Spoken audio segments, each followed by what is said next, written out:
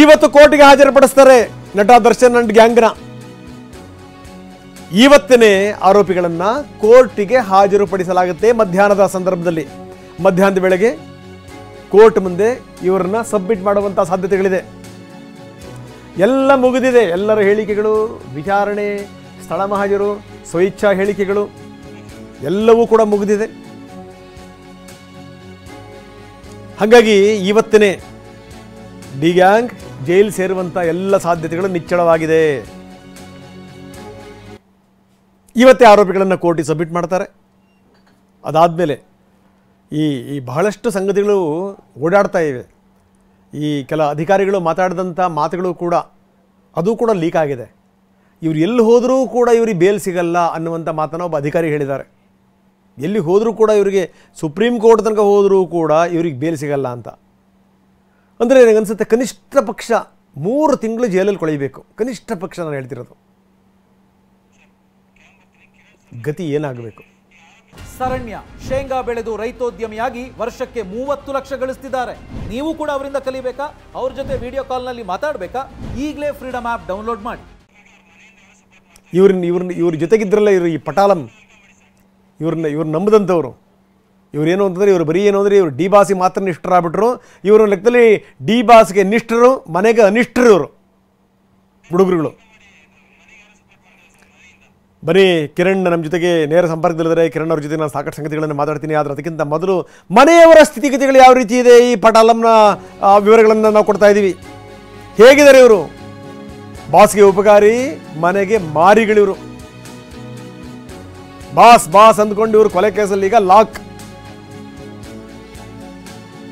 ಈಗ ನಾವು ತಪ್ಪು ಮಾಡಿಬಿಟ್ವಿ ಅಂತ ಅವರು ಹೇಳ್ತಾ ಇದ್ದಾರಂತೆ. ಯಾಕೆ ಬೇಕಿತ್ತಪ್ಪ ಈ ಬಾಸ್ ಸಹವಾಸ ಅಂತ ಅನಿಸ್ತಾ ಇದೆಯಂತೆ. ಅತಿರೇಕದ ಅಭಿಮಾನ ತೋರಿಸಿ ಈಗ ಪಶ್ಚಾತ್ತಾಪ.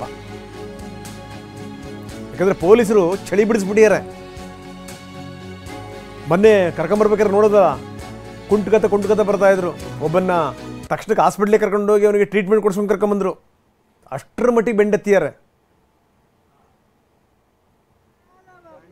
ಈಗ ನೋಡಿ ಮನೆಯವರೆಲ್ಲ ಒದ್ದಾಡ್ತಾ ಇದ್ದಾರೆ. ಯಾರು ಕೇಳಬೇಕು? ಇವರೇನೋ ಯಾರನ್ನೋ ನಂಬ್ಕೊಂಡು ಹೋಗ್ಬಿಟ್ರೆ ಹಂಗೇನೆ. ಏನು ದರ್ಶನ್ ಜೊತೆಗೆ ಹೋಗೋದೇ ಒಂದು ದೊಡ್ಡ ಸಂಗತಿ, ದರ್ಶನ್ ಜೊತೆ ಫೋಟೋ ತೆಗೆಸ್ಕೊಳ್ಳೋದೇ ಒಂದು ದೊಡ್ಡ ಸಂಗತಿ, ಅವ್ರ ಗುಂಪಲ್ಲಿ ಇದ್ದೀನಿ ಅಂತ ಹೇಳೋದೇ ಒಂದು ದೊಡ್ಡ ಸಂಗತಿ. ಈಗ ಏನು ಹೇಳ್ತಾರೆ ಇವರು? ದರ್ಶನ್ನೇ ಒದ್ದಾಡ್ತಾ ಇದ್ದಾರೆ. ಹೆಂಗಪ್ಪ ನಾನು ಸಂಬಂಧಪಟ್ಟಂಥವ್ರಿಗೆ ಮುಖ ತೋರಿಸ್ಲಿ ಅಂತ. ಇವ್ರ ಕುಟುಂಬದ ಗತಿ ಏನು? ಕಣ್ಣೀರಲ್ಲಿ ಕೈ ತೊಳಿತಾ ಇದ್ದಾವೆ ಕುಟುಂಬಗಳು. ಇತ್ಲಾಗ ಮನೆಗೆ ಮಕ್ಕಳಾಗಲಿಲ್ಲ, ಕ್ರಿಮಿನಲ್ಗಳಾಗ್ಬಿಟ್ರಲ್ಲ ಇವರು. ಇವರ ಭವಿಷ್ಯ ಏನು? ಇದು ಸಂಗತಿ.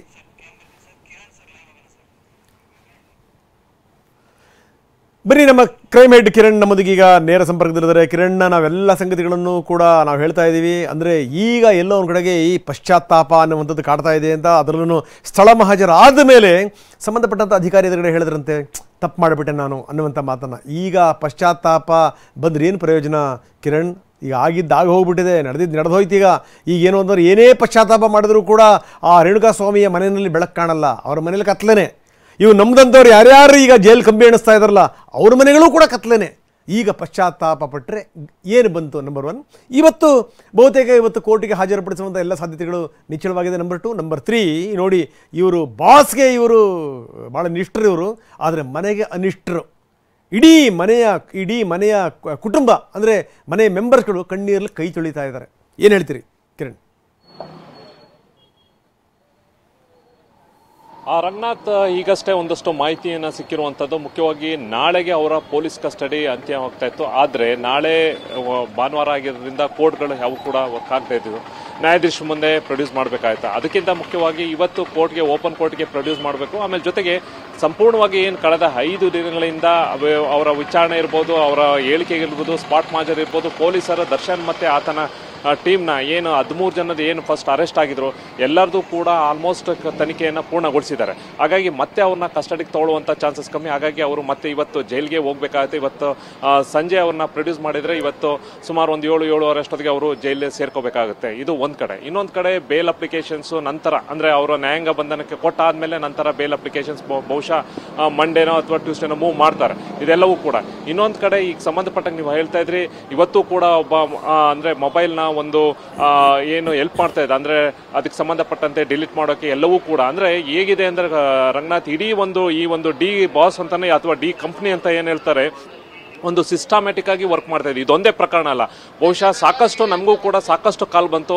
ನಮ್ಮನ್ನು ಕೂಡ ಆ ಶೆಡ್ಡಲ್ಲಿ ಇಟ್ಕೊಂಡಿದ್ರು, 2 ದಿನ ಇಟ್ಕೊಂಡಿದ್ರು, 1 ದಿನ ಇಟ್ಕೊಂಡಿದ್ರು, ಈ ರೀತಿ ಒಂದಷ್ಟು ದುಡ್ಡನ್ನ ವಸೂಲಿ ಮಾಡಿದ್ರು, ಬೇರೆ ಬೇರೆ ವಿಚಾರಗಳಿಗೆ ನಮ್ಮಲ್ಲಿ ಕರ್ಸ್ಕೊಂಡಿದ್ರು, ಧಮಕಿ ಹಾಕಿದ್ರು, ಇವೆಲ್ಲವೂ ಕೂಡ ಬರ್ತಾ ಇದ್ರು. ಅಂದ್ರೆ ಒಂದು ಟೀಮು ಹೊಡೆಯಕ್ಕಿರ್ಬೋದು, ಒಂದು ಟೀಮು ಕಿಡ್ನಾಪ್ ಮಾಡಕ್ಕಿರ್ಬೋದು, ಒಂದು ಟೀಮು ಏನಾರ ಹೆಚ್ಚು ಕಮ್ಮಿ ಆಯ್ತು ಅಂದ್ರೆ ಅವ್ರನ್ನ ಸರೆಂಡರ್ ಮಾಡ್ಸಕ್ಕಿರ್ಬೋದು, ಒಂದು ಟೀಮು ಏನಾರ ಟೆಕ್ನಿಕಲ್ ಅವ್ರಿಗೆ ಸಪೋರ್ಟ್ ಮಾಡಕ್ಕಿರ್ಬೋದು, ಒಂದು ಟೀಮು ಫೈನಾನ್ಸ್ ಮಾಡೋದಿದ್ದು. ಒಂಥರ ಈ ಒಂದು ಬರೀ ಇದೊಂದೇ ಪ್ರಕರಣ ಅಲ್ಲ, ಕಳೆದ ಕೆಲ ವರ್ಷಗಳಿಂದ ಕೂಡ ಈ ನಿರಂತರವಾಗಿ ಈ ರೀತಿ ಆಗ್ತಾ ಇದೆಯಾ ಅನ್ನೋ ಒಂದು ಅನುಮಾನ ಕೂಡ ಈಗ ಪೊಲೀಸ್ ವಲಯದಲ್ಲಿ ಕೇಳಿ ಬರ್ತಾ ಇದೆ. ಹಾಗಾಗಿ ಇದಲ್ದಲ್ಲೇ ಕೂಡ ಹಿಂದೆ ಆಗಿರುವಂತ ಕೆಲವೊಂದಷ್ಟು ಅವ್ರಿಗೂ ಕೂಡ ಮಾಹಿತಿ ಬಂದಿದೆ. ಅದನ್ನು ಕೂಡ ತನಿಖೆ ಮಾಡೋಕೆ ಒಂದ್ ಕಡೆ ಆಯ್ತು ಅಂತಾರೆ. ಇನ್ನೊಂದ್ ಕಡೆ ಈಗಾಗಲೇ ಆತನ ಜೊತೆಯಲ್ಲಿ ಯಾರ್ಯಾರು ಕೂಡ ಅರೆಸ್ಟ್ ಆದ್ರೆ ಎಲ್ಲರೂ ಕೂಡ ಈಗ ಪಶ್ಚಾತ್ತಾಪ ಪಡ್ತಾರೆ. ಹೌದು, ನಾವು ತಪ್ಪು ಮಾಡ್ಬಿಟ್ವಿ, ಏನೋ ಮಾಡಕ್ ಹೋಗಿ ಮತ್ತೊಂದು ದಿನ ಆಯ್ತು ಅನ್ನೋ ಒಂದು ರೀತಿಯಲ್ಲೂ ಕೂಡ ಈಗಾಗಲೇ ಮಾತಾಡ್ತಾ ಇದ್ದಾರೆ. ಒಟ್ಟಾರೆ ಈಗ ಸಂಬಂಧಪಟ್ಟಂತೆ ಈಗ ಆಗಿದೆ. ಈಗ ಮುಂದಿನ ಹಂತದಲ್ಲಿ ಒಂದು ಕಾನೂನು ಅವರ ಹೋರಾಟ. ಇನ್ನು ಯಾವುದೇ ಕಾರಣಕ್ಕೂ ಅಂದ್ರೆ ಬಹುಶಃ ಸಿಕ್ಕಿರುವಂತ ಸದ್ಯಕ್ಕಂತೂ ಬೇಲಂತೂ ಕೂಡ ಸಿಗೋದಿಲ್ಲ. ಇನ್ನು ಉಳಿದಂತೆ ಪೊಲೀಸರು ಇನ್ನ ಯಾವ ತರ ಎವಿಡೆನ್ಸ್ ಅನ್ನ ಕಲೆಕ್ಟ್ ಮಾಡ್ಕೋಬಹುದು. ಈಗಾಗಲೇ ಸಂಬಂಧಪಟ್ಟಂತೆ ಸಾಕಷ್ಟು ಎವಿಡೆನ್ಸ್ 21ಕ್ಕೂ ಹೆಚ್ಚು ಬಲವಾದ ಸಾಕ್ಷಿಗಳನ್ನ ಈಗಾಗಲೇ ಪೊಲೀಸರು ಕಲೆ ಹಾಕೊಂಡಿದ್ದಾರೆ. ಆ ದಿಕ್ಕಿನಲ್ಲಿ ತನಿಖೆಯನ್ನು ಮಾಡಿದ್ದಾರೆ. ದರ್ಶನ್ ಇರ್ಬೋದು, ಆತನ ಕಿಂಗ್ ಯಾರ್ಯಾರು ಏನೇನು ಪಾತ್ರ ಇತ್ತು ಅನ್ನೋದ್ರ ಬಗ್ಗೆ ಎಲ್ಲಾ ರೀತಿಯ ಒಂದು ಮಾಹಿತಿ ಎವಿಡೆನ್ಸ್ ಅನ್ನ ಪೊಲೀಸರು ಕಲೆಕ್ಟ್ ಮಾಡಿಕೊಂಡು ಮುಂದಿನ ಹಂತದಲ್ಲಿ ತನಿಖೆಯನ್ನ ಮುಂದುವರಿಸಿದ್ದಾರೆ. ರಂಗನಾಥ್. ಎಸ್ ಕಿರಣ್, ಧನ್ಯವಾದ ತಮ್ಮೆಲ್ಲ ಮಾಹಿತಿಗೆ.